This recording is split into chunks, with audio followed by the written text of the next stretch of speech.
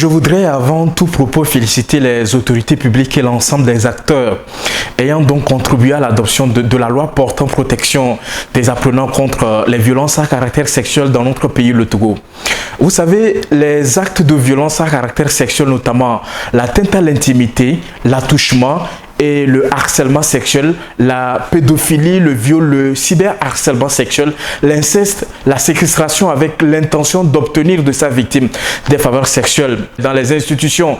éducatives ou carrément dans les écoles, centres d'apprentissage et de formation professionnelle impactent négativement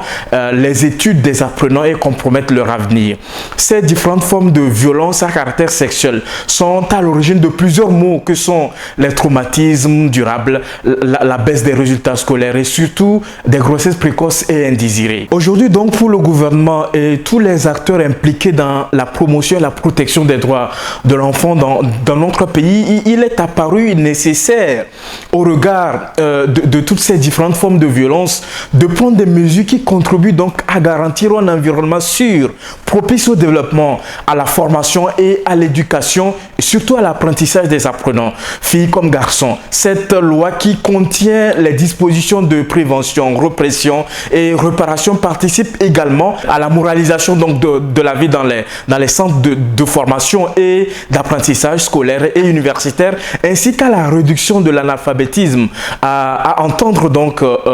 les autorités du secteur éducatif du Togo. On retiendra donc finalement que son adoption garantit donc la dignité, l'épanouissement, l'intégrité physique et mentale des apprenants au Togo.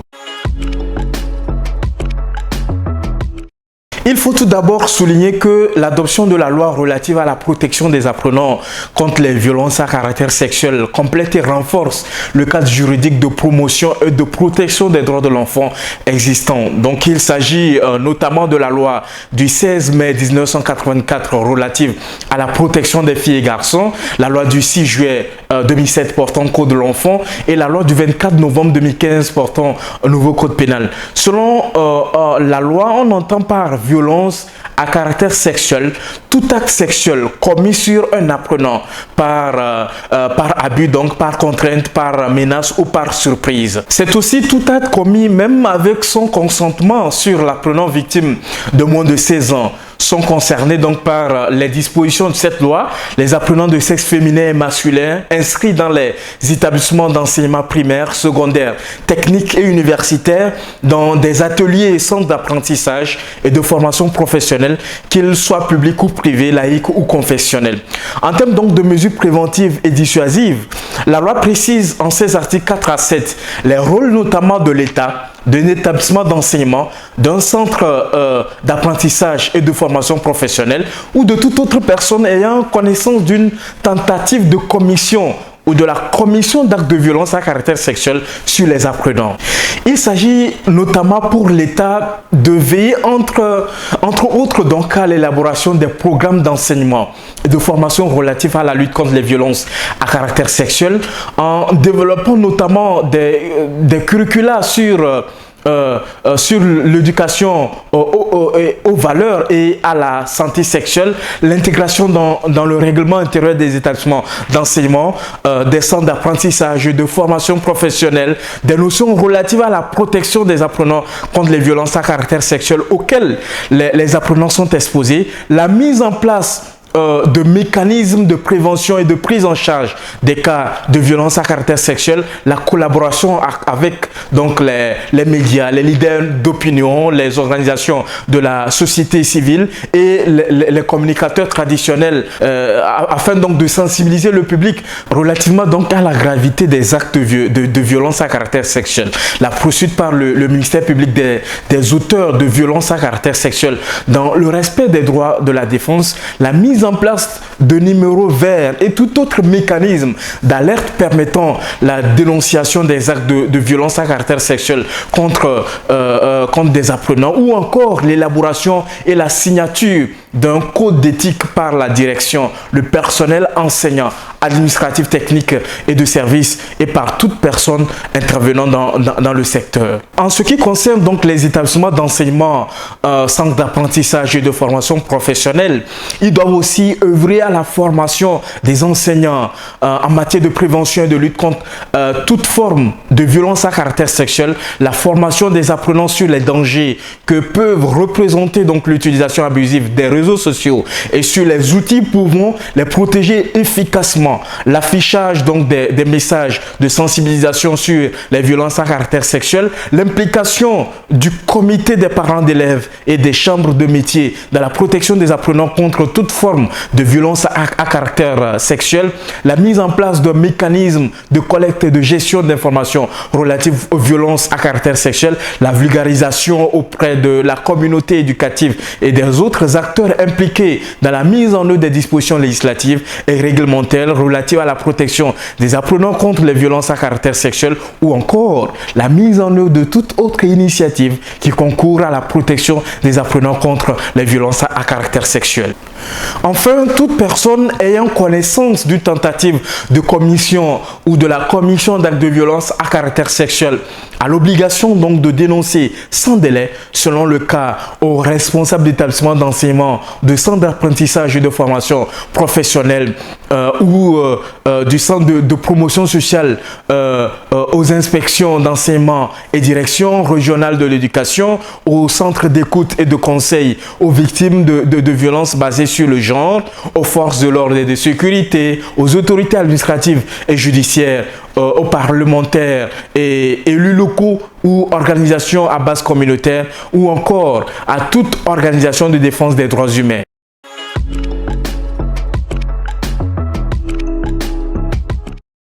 Concrètement, la loi prévoit en son article 13 que tout acte sexuel commis sur la personne de l'apprenant par abus d'autorité, violence, contrainte, menace ou surprise constitue une infraction pénale. Il en est de même pour tout acte sexuel, même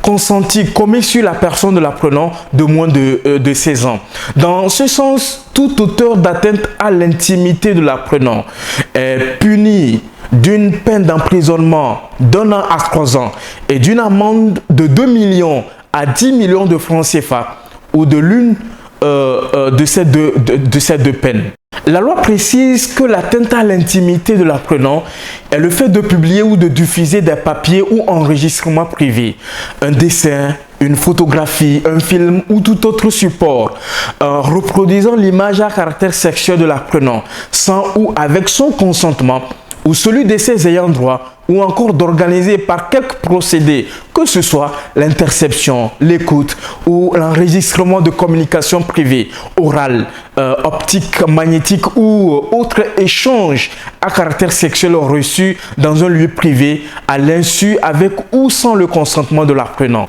Le harcèlement sexuel est défini par la loi comme le fait pour une personne d'user de manière répétée d'ordre, de menaces, de contraintes, de paroles, de gestes, d'écrits ou de tout autre moyen dans le but d'obtenir de l'apprenant contre son gré des faveurs de nature sexuelle à son profit ou au profit d'une tierce personne est également considéré comme harcèlement sexuel. Le fait même non répété d'user de toute forme de pression grave dans le but réel ou apparent d'obtenir une faveur de nature sexuelle, que celle-ci soit recherchée au profit de l'auteur des faits ou au profit d'un tiers. Aussi, le cyberharcèlement sexuel en milieu scolaire, universitaire et dans les centres d'apprentissage et de formation professionnelle est le fait pour toute personne d'utiliser les nouvelles technologies de l'information et de la communication pour humilier ou intimider un apprenant dans le but d'obtenir de lui des faveurs de nature sexuelle à son profit ou au profit d'un tiers ou de nature à porter atteinte à la dignité en raison de son caractère dégradant ou humiliant ou créer en son encontre une situation humiliante, hostile ou offensante. Donc toute personne coupable de harcèlement sexuel ou du cyberharcèlement sexuel sur un apprenant est punie d'une peine d'emprisonnement de 3 à 5 ans et d'une amende de 3 millions à 5 millions de francs CFA ou de l'une de ces deux peines-là. Lorsque le harcèlement sexuel ou le cyberharcèlement sexuel est commis par une personne abusant de l'autorité que lui confère ses fonctions, ou lorsque la victime est un mineur de moins de 16 ans, l'auteur est puni d'une peine d'emprisonnement de 6 à 10 ans et d'une amende de 6 millions à 10 millions de francs CFA. Aussi, la loi dispose qu'un attouchement sexuel sur un apprenant est le fait d'imposer à l'apprenant par violence, contrainte, menace ou surprise une proximité sensuelle ou tactile de manière sexuelle. Toute personne coupable d'attouchement sexuel sur un apprenant est punie d'une peine d'emprisonnement de 3 à 5 ans et d'une amende de 3 millions à 5 millions de francs CFA. Lorsque l'attouchement sexuel est commis par une personne abusant de l'autorité que lui confère ses fonctions, l'auteur est puni d'une peine de 6 donc à 10 ans d'emprisonnement et d'une amende de 6 millions à 10 millions de francs CFA. Cette même loi prévoit que quiconque met enceinte une apprenante régulièrement inscrite dans un établissement d'enseignement ou dans un centre d'apprentissage ou de formation professionnelle encourt une peine d'emprisonnement d'1 an à 5 ans et d'une amende d'1 million à 5 millions de francs CFA. La peine donc est portée au double lorsque l'auteur de la grossesse est une personne abusant de l'autorité que lui confère ses fonctions ou lorsque l'apprenante enceinte est une mineure de moins de 16 ans. La pédophilie est aussi considérée dans le cadre de la loi comme toute relation ou attouchement sexuel, même consenti de quelque nature que ce soit, commis par une personne majeure, sans fraude, menace, surprise, contrainte ou violence sur la personne d'un apprenant de moins de 16 ans ou toute exposition ou exploitation à des fins commerciales ou touristiques de photographie, d'images et de sons obtenus par un procédé technique quelconque de film ou d'essai à caractère pornographique mettant donc en scène un ou plusieurs apprenants âgés de moins de 16 ans, tout acte donc de pédophilie commis sur un apprenant est puni d'une peine de 10 à 20 ans de réclusion criminelle et d'une amende de 25 millions à 50 millions de francs CFA.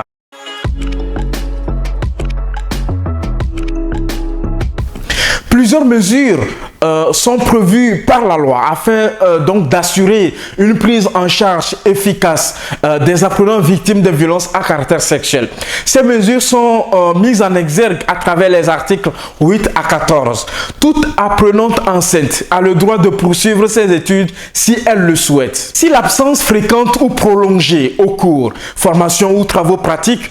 du fait de la grossesse compromet les résultats de l'apprenante, elle peut être admise à redoubler. L'apprenant donc victime de violences à caractère sexuel a droit notamment à l'aide juridictionnelle totale pour faire valoir ses droits en justice ou poursuivre l'exécution de tous actes et procédures d'exécution. Lorsqu'ils sont établis pour prouver des actes de violence à caractère sexuel, les certificats médicaux et les rapports d'expertise médico-légaux donc sont gratuits. Des cellules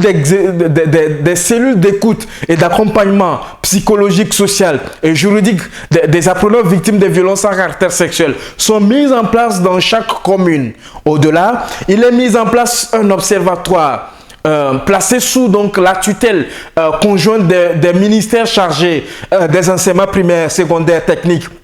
et de l'artisanat,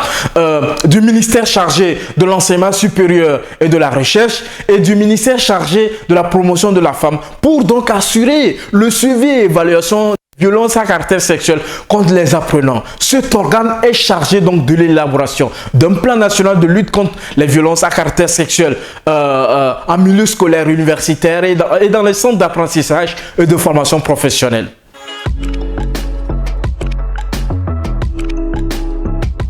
J'encourage donc les autorités togolaises à prendre rapidement les tests d'application de cette loi pour permettre de protéger davantage les apprenants dans les centres de formation professionnelle et d'apprentissage scolaire et universitaire, et aussi garantir un accompagnement pour les victimes de ces actes-là de violence à caractère sexuel à travers une prise en charge efficace.